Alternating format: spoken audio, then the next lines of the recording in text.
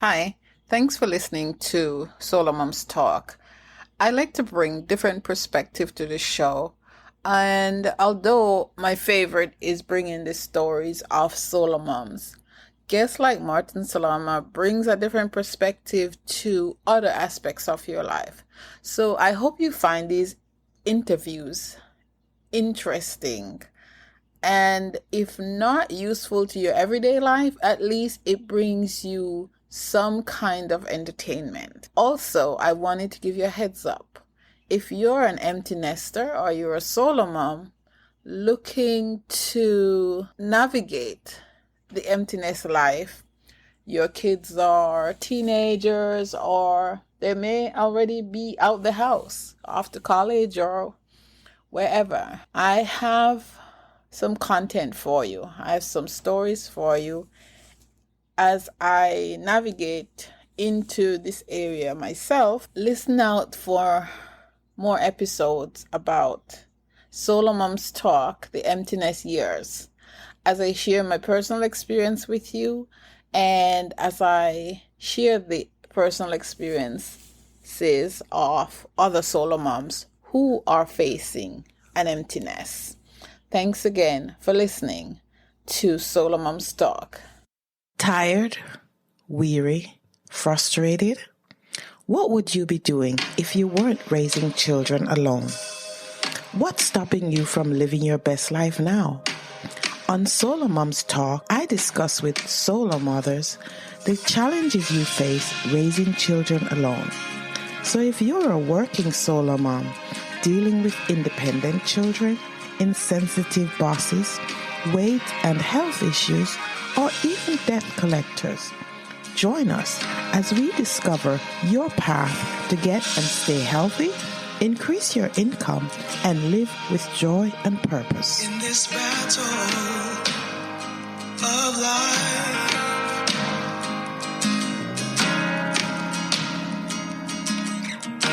it's hard to keep your head above the water.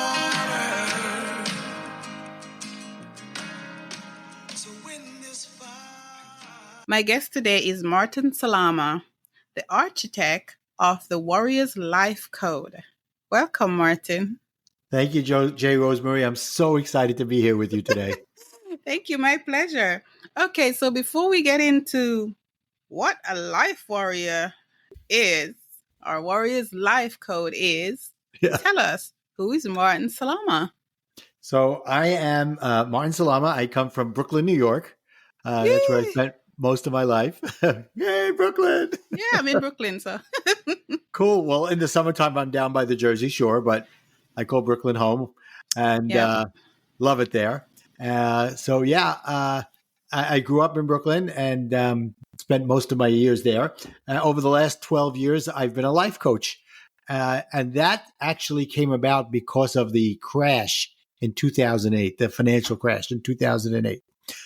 Before that, for about 5 years, my wife and I were working on a project to build a multi-million-dollar health club and tennis center in New Jersey.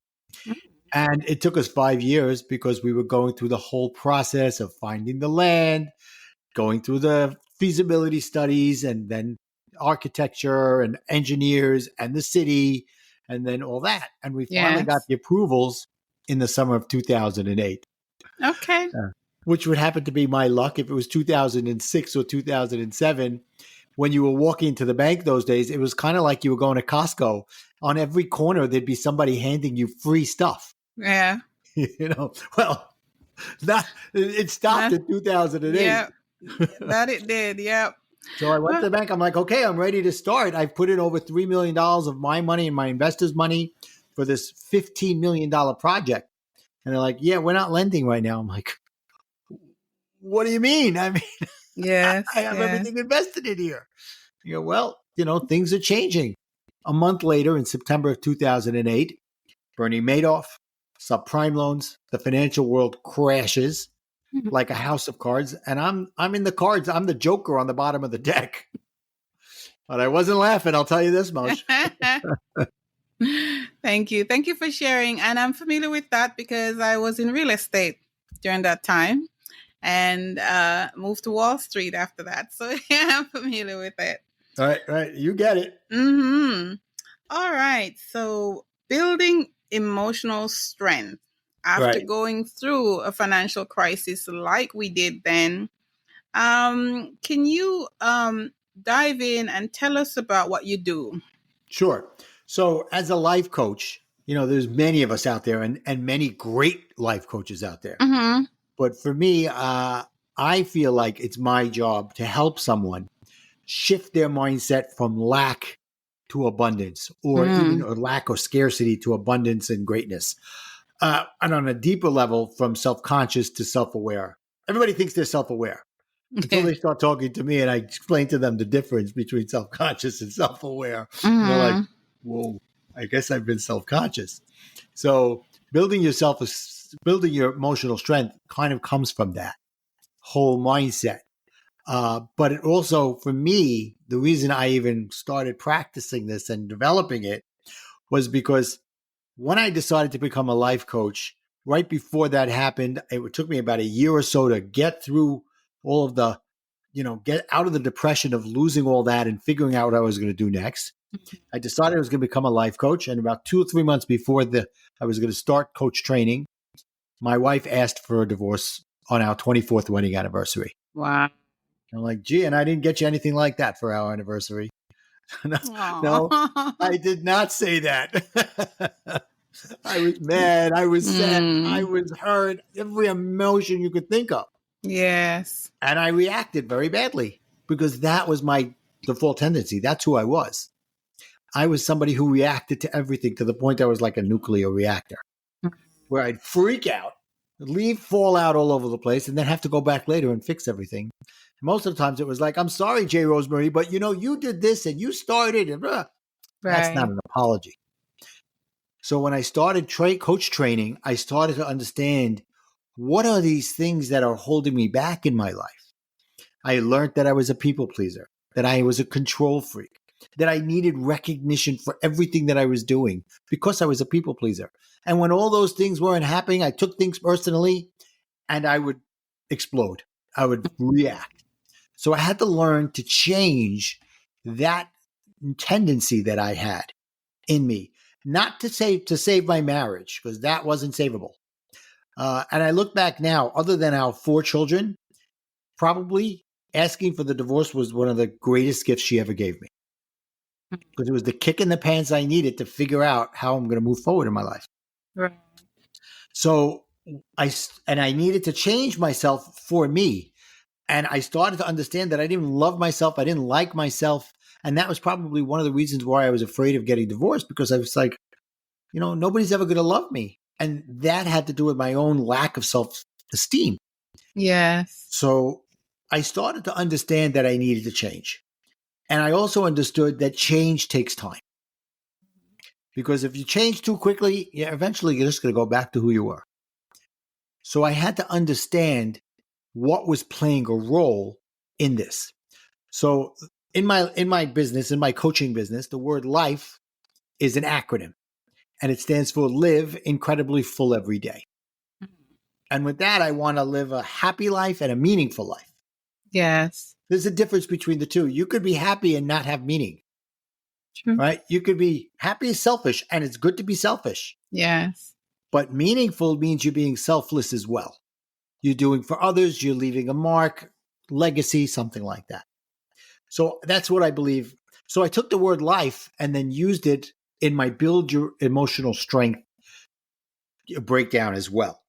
And I just recently came out with a card deck called the Warrior to Warrior card deck. How to go from being a warrior to being a warrior. Right? You're the perfect guest for SoloMoms Talk. Exactly. Exactly right. So one of the cards in my card deck talks about the 4 steps of building your emotional strength. And also, by the way, just since I'm plugging, I just recently came out with my own book. Also, Book. Warrior Okay. to Warrior. Warrior to Warrior. I like it. I Thank you. love Thank it. you. Yeah. Shameless plugs. What can I say? Well, So yeah. the No L problem. in this one for Build Your Emotion, it stands for listen to your inner voice and acknowledge your emotions. Okay, so we all have emotions. Yes. Angry, happy, sad. There's a bunch of them. And then here's where the second one comes in. The I is identify your feelings. There's a difference between emotions and feelings. Okay? I believe. To me, an emotion is something that happens in the moment. I'm angry. And then the feeling is, what kind of anger are you? Are you high level anger, like enraged? Or is it low level, like you're a little ticked off?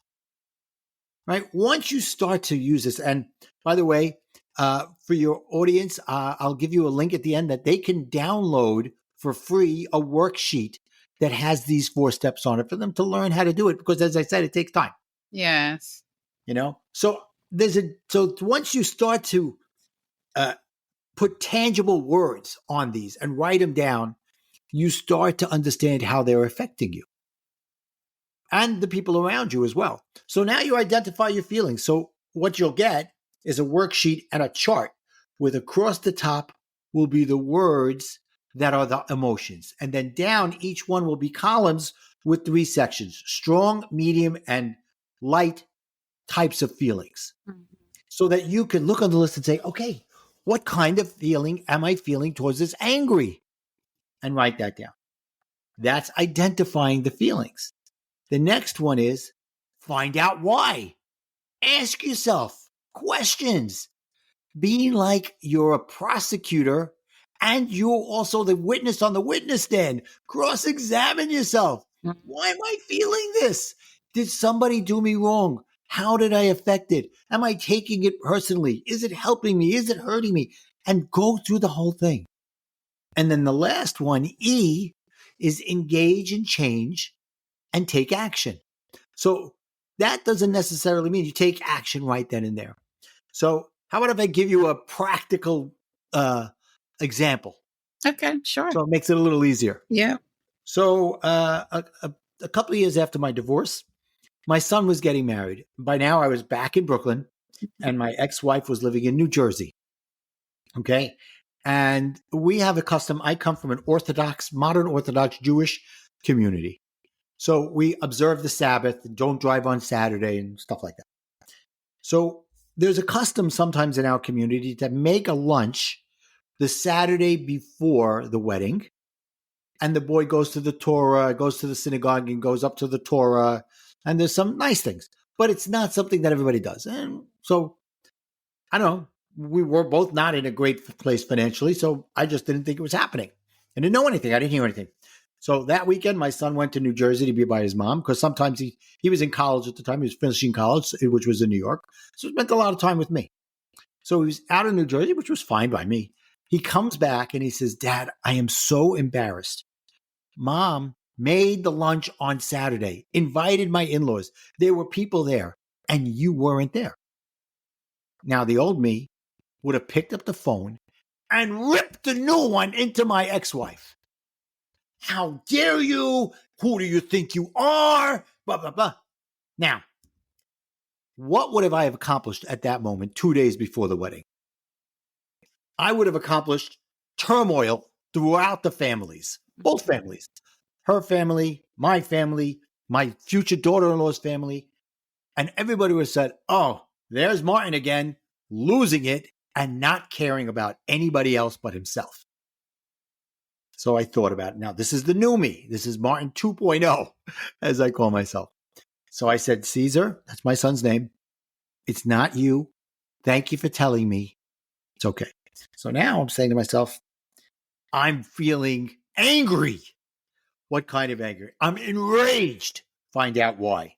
Why am I feeling this way? Well, my ex-wife disrespected me. She didn't think of me. She left me out of the picture. And my children are now looking at this. All those emotions are coming in. I'm writing it down. I'm fervently writing it down. And then comes the E, engage and change and take action. So for me, the new me is, okay, when is the best time to do this? The wedding, this is Monday. The wedding is Wednesday. I think I'll wait till Friday. Is anything going to happen different by my telling her on Friday? No, but I'm pretty good at compartmentalizing. So I said, I'm going to put it out of my head. I'm going to focus on the wedding. I'm going to focus on the happiness of my child. All right. And nobody was the wiser. I went to somebody close to me, and I also spoke to a coach of mine, and I told him how I was feeling and what I was thinking about doing. And I even talked about what I would say. So then we went to the wedding, beautiful wedding. Everybody was happy. Friday, I called my ex-wife and I said to her, listen, you did this. You have your own reasons why you did it. But let me tell you, I'm not happy about it. I had a controlled anger. This is the message you sent to our children. This is the message you sent to the new in-laws, everything. And I ended the conversation by telling her, thank you for divorcing me. For me, that was a closure. That was a closure moment. Thank you. Thank you for sharing all of that. I am going to say I'm very, very proud of you. Thank you. And as someone who's been divorced, and it's very difficult to see, to envision a man who would take responsibility like you did, because that's what you did. You took responsibility for your own self, and I'm very proud of you for that. Thank you so And see, much. Solo Mom, they're not all bad. See, Well, we're not all bad. We're not all bad. And listen, I fixed myself up so well that a few years later, I was so happy with the love in my life, with the love I had for myself, and I liked myself, and I came up with that LIFE acronym for live incredibly full every day. I started dating again. And I'm very happy to say I've been married to a wonderful woman for the last 5 years, and I have a great co-parenting relationship with my ex-wife. Cool. Well, congratulations on the new marriage. Thank you. And your life framework it sounds like, as you were unfolding it, like it's a great way to build self-awareness. Yep. Yeah. Okay. Yeah. All right. Thank you. Absolutely. And like I said, for me, there's a big difference between self-aware and self-conscious. Yes. Okay. Yeah. All right. So tell us what the difference is. All right. So it's on one of my cards. Okay. All right. So I'll read it to you. Self-aware, I want to make sure, there we go. Self-consciousness comes from a place of negative energy, guilt, conflict, and doubt. Self-consciousness is more outward directed. It's being more concerned about what others are thinking of you and how the situation is going to affect you. You probably react to situations, uncomfortable situations, instead of respond. When you're self-conscious, you're usually questioning your decisions. There's a little more to it, but you get the gist. I get it. I get it. Now, self-awareness comes from a place of positive energy, acceptance, contentment, self-assuredness. Self-awareness is more inward-facing. You have an accurate and realistic understanding of how you are responding to situations and how you feel about things. So for me, self-conscious is the ego taking over, looking to please everybody, looking to make sure you're the best or whatever. Self-awareness comes from a place of humility and self-assuredness. Coolness. Thank you. I really think that there's a lot of value in this, and speaking from the space as a solo mom who's been through. I have 3 adult sons, and I've been through the aggravation of, dealing with my own feelings of self-worth, and struggling not to push it off on the other guy, the other person. And I can relate to how you've worked through your situation. Right. So I appreciate you, because this resonates. Well, thank you so much. I Thank you. appreciate you, Jay Rosemary. What you're doing here for the solo moms is fantastic. Thank you. And, to all the solo moms out there, I want to say I was a divorce recovery coach. So, and that was understanding the emotional pains that you go through a divorce. Mhm. Whichever side it was, whether you asked for it or you were asked, you have emotional pains. Yes. And when I was doing that work, my thing to all my clients, and most of my clients were women, was you got to figure out what's going on within yourself. Yes. Because if you don't, you're going to start dating again, maybe, Mhm. and you'll end up dating the same man, just in a different body. Yes. You hear it over and over again. I had one client who came to me, and after doing some work with her, and I have this assessment, I told her, you're not allowed to date, because looking at your thing here, you were you were verbally abused, right? She goes, yes. And I was physically abused. I said, okay. And she was already divorced twice. She said, by my father and my 2 ex-husbands. I said, okay, we've got to figure out what's going on here so that you have self-esteem, self-love, so that you don't go into another relationship like that. Yes, absolutely. I wish I had you 20 years ago after my 3rd divorce. I gotcha. Yeah. So, okay. All right. So, can we discuss the concept of abundance versus lack? Yes. Because it's another one of those things that plague solo moms. Yeah, absolutely. So, it's very easy for someone to get down on themselves, to say, oh, I can't do this. How am I going to get this done? I can't believe it. So, if you're able to step back and say, what if I just change the way I'm speaking, right? And start speaking it out loud and thinking it, maybe things will change. For example, instead of saying I can't, what happens if you say, well, how can I do this? How can I, in a positive way? Or I can. How can I figure out to get this done? Oh, I can't afford this. Or what can I do so that I can afford it? How can I figure out to afford it? If once you start with those things, you're making the beginning of the shift from lack to abundance. The more you say, oh, I wish I had what that person had, the more the law of attraction is going to keep it from you. Yes. So it starts with simple things of new self-thinking and new self-talking. Yes. Thank you. Thank you for that. And I'm going to let you go shortly, but tell us how to get in touch with you. Okay, well, I've made it very simple. I have a site called connectwithmartin.com. And when you go there, you can find out about my cards. You could find out about my book. You could also download that free gift I was talking about to build your emotional strength. There's a link to buy the book, a link to buy the cards, a link to get that free stuff. Okay. And also, there's a link if you want to find out more about me or have a conversation so that we can maybe have a little bit of a breakthrough session. So I make it simple. One area, connectwithmartin.com. Thank you. And I'll put the link in the show notes so people could connect with you. Fantastic. I appreciate you coming and talking to us today. Before you run off, can you tell us what is Martin grateful for today, quickly, and one parting shot, a parting piece of advice for a solo mom? Okay. So for me today, I'm grateful to have a woman in my life who understands who I am and is not trying to change me. Mm-hmm. And I'm not trying to change her either. Right? When I was 23, 24, 25, getting married, oh, well, this isn't so great. Well, I'll change her later. Even if I wasn't saying it consciously, deep down inside I was. You were thinking it. Right. So that's what I'm grateful for today. And my message to the solo moms out there is, don't take anything personally. It could be something going on in the other person's life that they're projecting onto you. And because you're already feeling vulnerable for whatever reason, you're taking it personally. Okay. All right. Thank you very much, Martin Salama, for coming and talking to us today. I hope you'll come back and talk to us because this is very deep and I could talk a little bit longer. But thank you. I appreciate you. Okay. Need a way to jumpstart your podcast? Do you ever need some traction?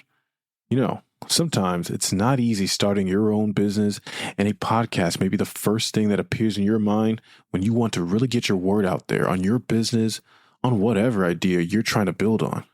But starting a podcast requires a lot of resources, time, and effort. Now, with the Podcubator Accelerator Pro, this could help you. Now, this is a mentoring program that helps new and aspiring podcasters launch and grow their podcast. So what are you waiting for? Because 90% of podcasters fail after 3 episodes. Do you know why? Because they don't have the guidance and support. So this is highly recommended that you try the Podcubator Accelerator Pro, because you get one-on-one mentoring with a professional podcaster. You get monthly coaching sessions, you get exclusive access to online courses and tutorials, and even a private community of podcasters for networking and support. So what are you waiting for? Because you need to start your podcasting journey today. Hi, this is Jen. I'm really excited about Podcubator Accelerator Pro. So if you're interested, click the link below and book a one-on-one call with me, or you can fill out the application form to see if you're a great fit. So don't pod fade. Get a mentor.